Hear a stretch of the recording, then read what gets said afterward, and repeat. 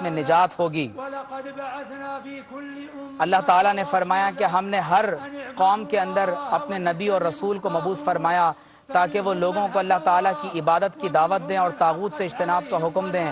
تو ان میں سے بعض ایسے ہوئے جنہوں نے اللہ تعالیٰ کی نعمتوں کو حاصل کیا، اور بعض پر اللہ تبارک و تعالیٰ کا حکم پورا ہوا۔ تو زمین میں سیر کرو اور دیکھو کہ مجرموں کا انجام کیا ہوا۔ اور اللہ تعالیٰ نے توحید کی گواہی کے طور پر ارشاد فرمایا کہ اللہ کے سوا کوئی عبادت کے لائق نہیں، اور اللہ تبارک و تعالیٰ کے سوا کسی اور کی عبادت نہ کرو، اور اللہ رب کریم کے سوا کوئی عبادت کے لائق نہیں، اور ہر چیز ہلاک ہو جائے گی سوائے اللہ تبارک و تعالیٰ کی ذات اقدس کے، اور تم سب کو اسی کی طرف لوٹ کر جانا ہے۔ اللہ تبارک و تعالیٰ نے اس توحید کی گواہی کے بعد ہمیں محمد رسول اللہ صلی اللہ علیہ وسلم کی گواہی دینے کا، ان کی رسالت کی گواہی دینے کا حکم دیا ہے کہ آپ اللہ تعالیٰ کے رسول ہیں، اور اللہ تعالیٰ نے فرمایا کہ محمد صلی اللہ علیہ وسلم تم میں سے مردوں میں سے کسی کے بعد نہیں بلکہ وہ اللہ کے رسول ہیں اور خاتم النبیین ہیں، کہ ان کے بعد کسی کو نبوت عطا نہیں کی جائے گی، اور اللہ تعالیٰ ہر چیز کا علم رکھنے والا ہے۔ اور یہ گواہی ایسی ہے جو اس بات پر ہمیں آمادہ کرتی ہے کہ ہم اللہ کے رسول علیہ الصلوۃ والسلام کی اطاعت کریں، اوامر کو بجا لائیں اور نواہی سے بچتے رہیں۔ اور آپ علیہ الصلوۃ والسلام ہمارے پاس جو کچھ لے کر آئے ہیں ان میں سے ایک بات یہ بھی ہے کہ ہم 5 وقت کی نمازوں کو ادا کریں۔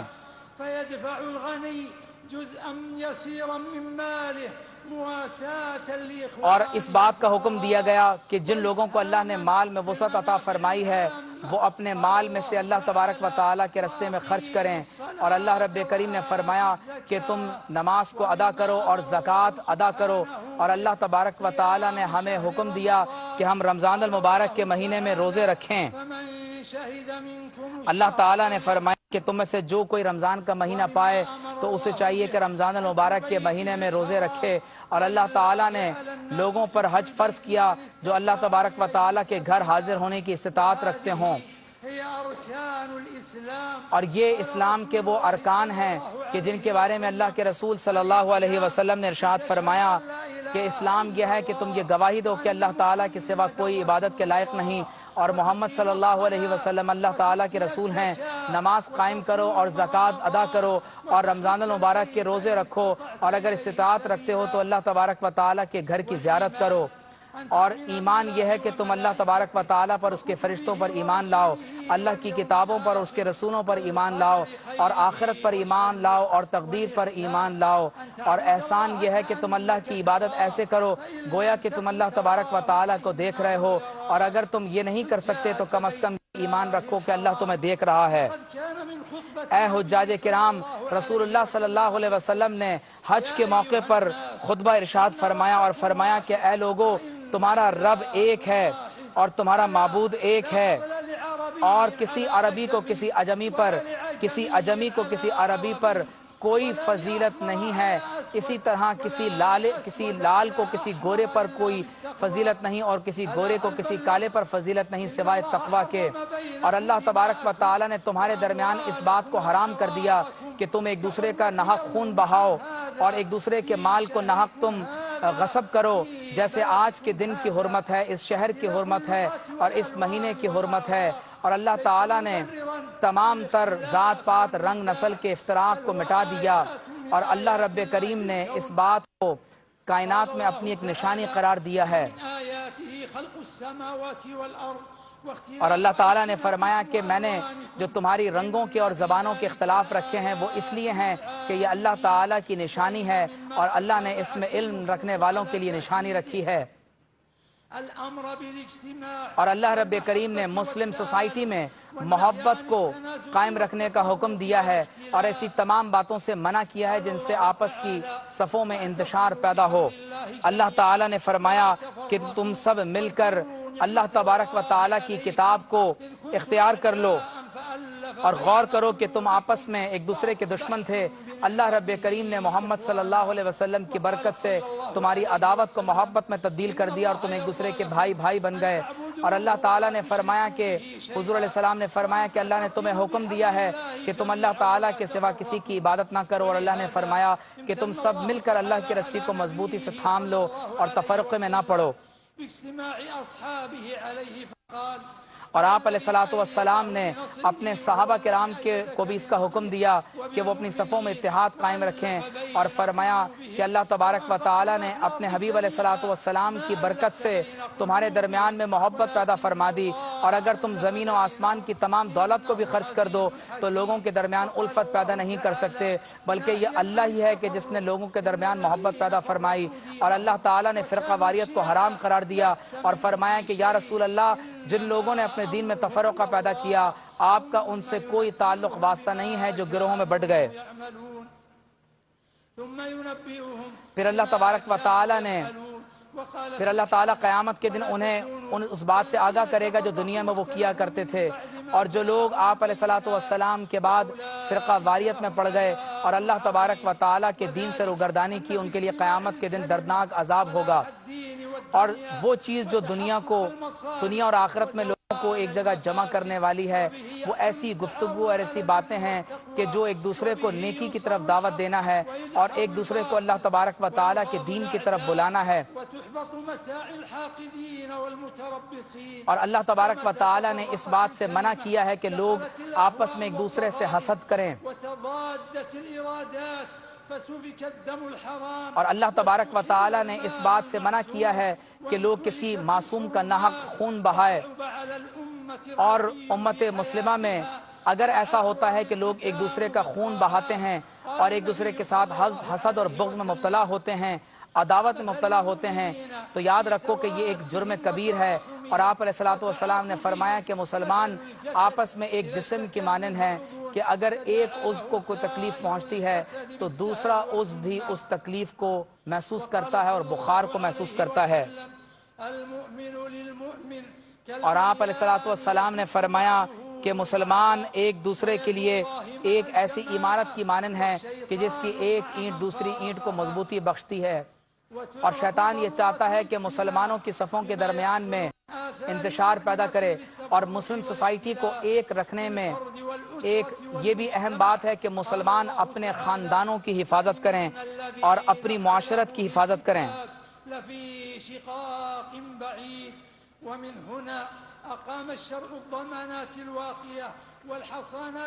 اور اللہ تبارک و تعالیٰ نے ایمان والوں کو ایسی باتوں کا حکم دیا ہے کہ جس میں وہ تمام تر اپنی دینی بنیادوں کو قائم رکھیں اور ایک دوسرے کے ساتھ احسان کرتے رہیں، اور ان تمام تر باتوں سے اجتناب کریں جو ان کے خاندان کو، ان کی معاشرت کو اور ان کے ملک کو نقصان پہنچانے والے ہوں۔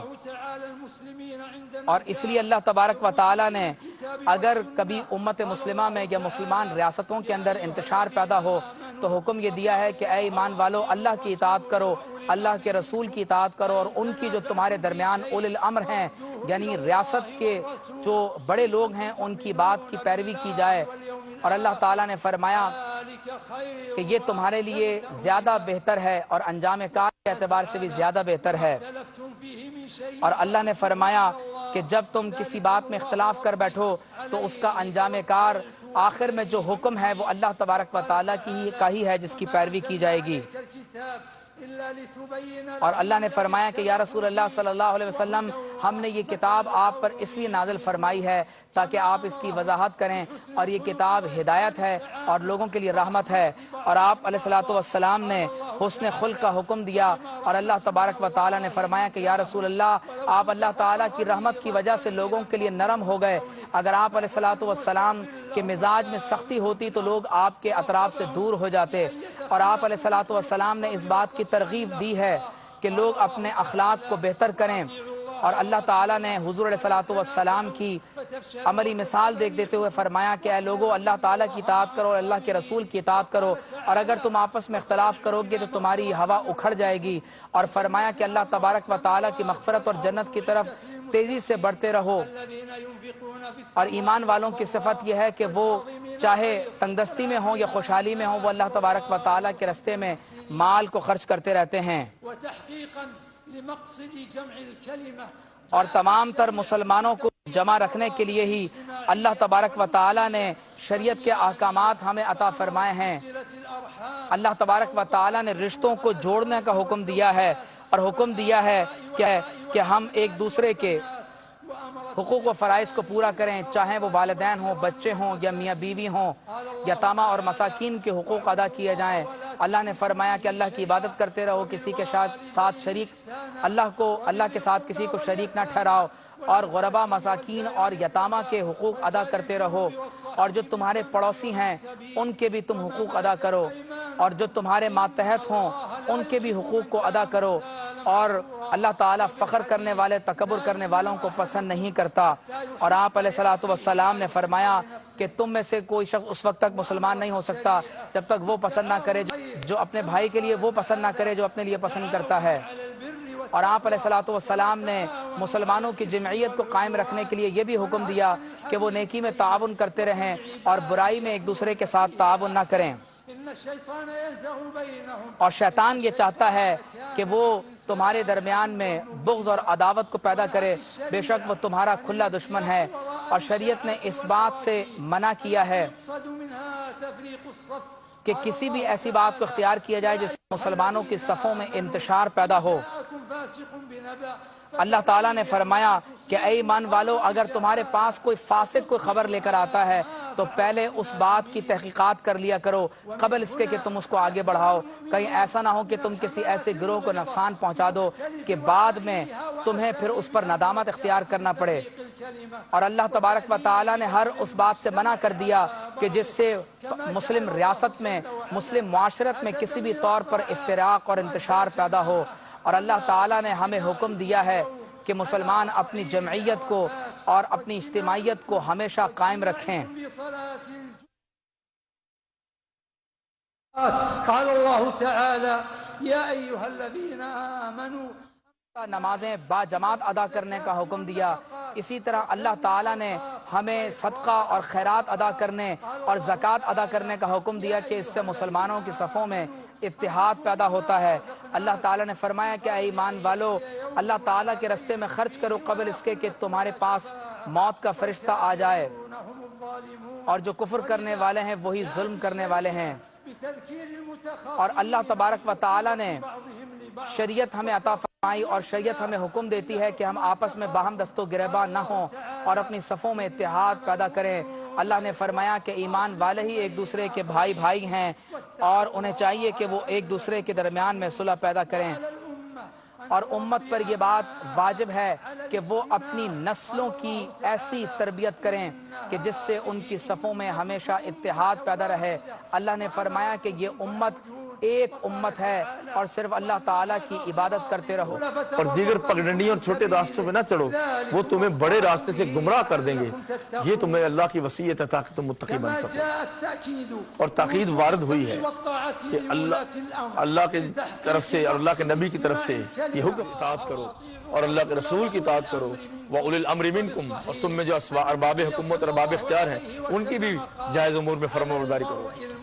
آپ علیہ السلام فرمایا مسلمان کیا کرتا ہے، پسند کرے یا نا پسند کرے، اپنے بڑوں کی اطاعت کرتا ہے۔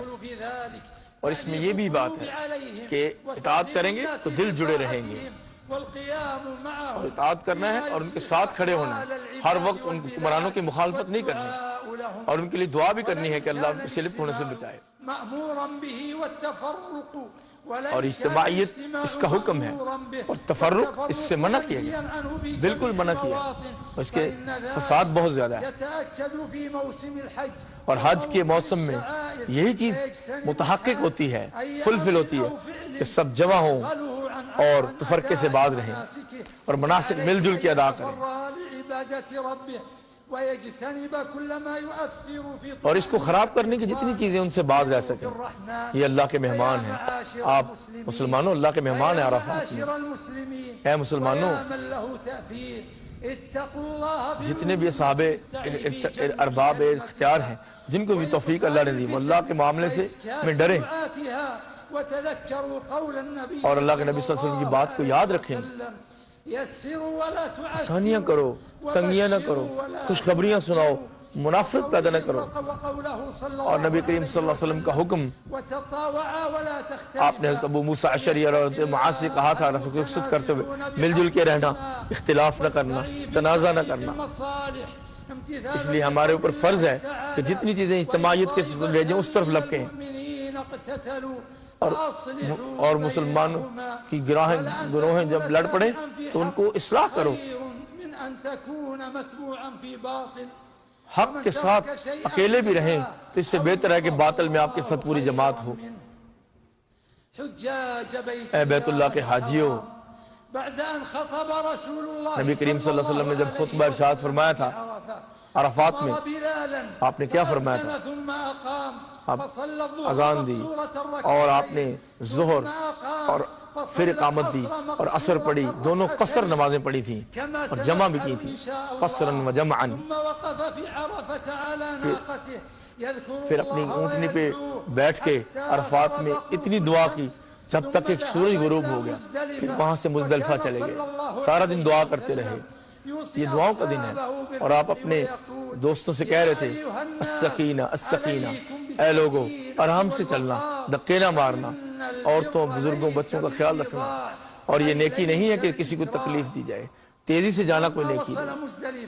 اور جب مزدلفہ پہنچے رات ہو گئی اور آپ نے مغرب اور عشاء جمع کر کے پڑھی اور عشاء کی 2 رکعتیں پڑھی، قصر کی، اور وہاں فجر تک رکے اور اول وقت میں جلدی فجر پڑھی، کنکریاں اٹھائیں، پھر وہاں سے مینا کی طرف چلے گئے اور جمرہ عقبہ میں وہاں پہ کنکریاں مانگی. طلوع شمس کے بعد 7 کنکریاں ماری. یہ سب احادیث میں ہے. پھر وہاں پہ بیت اللہ پہنچے اور طواف افاضہ کیا، طواف افاضہ، اور پھر اللہ کو ذکر کرنے لگے اور پھر 3 جمرات، تینوں جمرات کو کنکریاں ماری زوال کے بعد، صغرا اور وسطیٰ اور چھوٹی کبریٰ کو. اور پھر مینا میں آ گئے تاکہ وہاں رات گزار سکیں. یہی نبی کریم صلی اللہ علیہ وسلم کی سنت ہے. اور 13 ذی الحجہ تک یہ ایام تشریق ہیں. پھر آپ حج سے فارغ ہو گئے اور جب سفر کرنے لگے پھر طواف کر کے مدینہ گئے. اے حاجیوں، آپ کہاں پہ ہو؟ عزت کے مقام پہ، مقام عظیم پہ ہو. آپ مغفرت کے لیے آئے ہو، مصیبتوں کو چھٹکارا کے لیے آئے ہو. اس لیے پیغمبر علیہ السلام نے اس موقع پہ افطار کیا. 9 ذی الحجہ کو روزہ نہیں رکھا عرفات کی جگہ پہ، تاکہ زیادہ سے زیادہ محنت سے دعائیں کر سکیں، تھک نہ جائیں، گر نہ پڑیں اور بے ہوش نہ ہو جائیں.